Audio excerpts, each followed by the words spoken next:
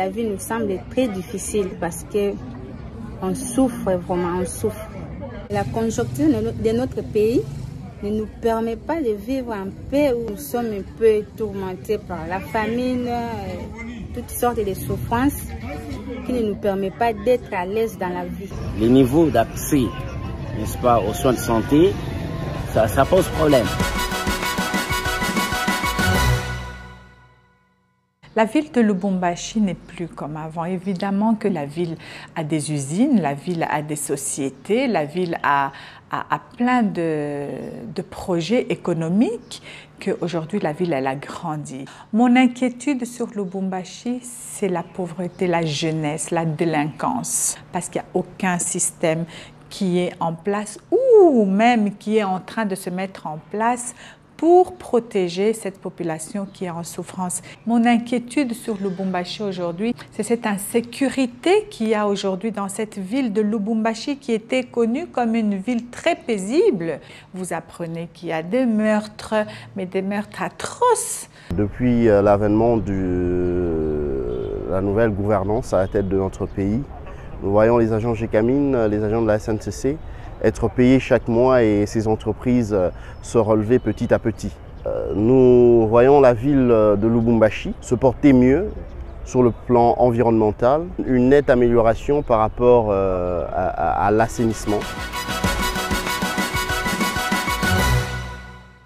La situation politique n'est pas stable, la situation socio-économique n'en parlons pas. Le coût de la vie devient de plus en plus intenable ici, surtout pour ceux qui n'ont pas un emploi stable. Dans la région du Kasaï, nous avons des grands problèmes.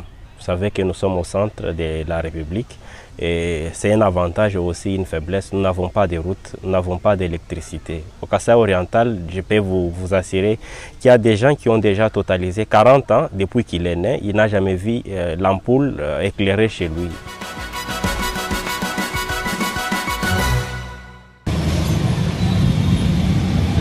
Il y a des questions comme la situation sécuritaire ici à l'est du pays, parce qu'il y a toujours l'insécurité qui guette cette contrée du pays. Il y a la question de la vie chère de la part de la population, parce que nous avons une montée exagérée des prix sur les marchés. Il y a la question de la dépréciation de notre monnaie nationale, les francs congolais, face au dollar américain. Et donc, c'est des questions qui nous préoccupent, nous, en tant que citoyens de la RDC. La situation de la RDC s'empire. Nous sommes à l'est où l'insécurité bat record. Au territoire de Beni, les habitants continuent à se déplacer du jour au jour. Il y a des structures sanitaires qui ne sont plus opérationnelles dans certains villages.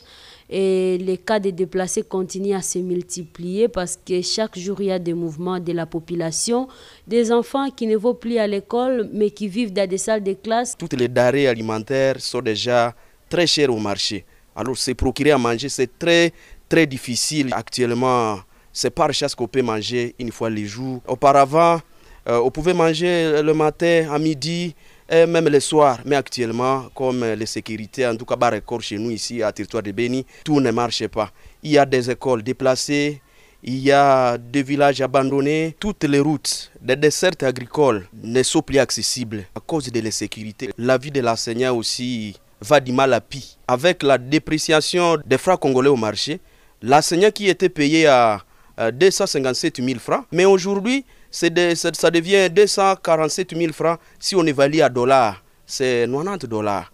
Avec ces 90 dollars, résoudre les problèmes sociaux, en tout cas pour un enseignant congolais, surtout du territoire de Beni, en tout cas, la vie va du mal à pis.